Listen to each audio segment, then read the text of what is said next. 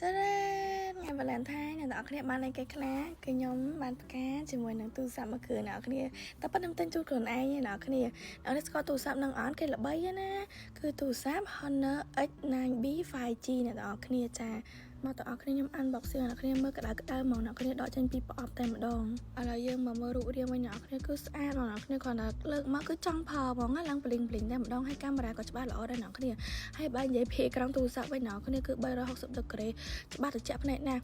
អ្នកទាំងអស់គ្នាបើកម្រិតភាពតាន់វិញខ្ញុំឲ្យលេខ1មកនិយាយមែនអ្នកគ្នាចង់តម្លាក់ដូចខ្ញុំចង់បោកចង់គប់ចង់ជន់ចង់ហក់កិនចង់ឲ្យឡានកិនក៏អ្នកគ្នាអត់មានបែកបាក់ខ្ទេចទៅណាដែរអ្នកខ្ញុំស្រឡាញ់ទូរស័ព្ទធន់ត្រង់ហ្នឹងហ្មងអ្នកគ្នា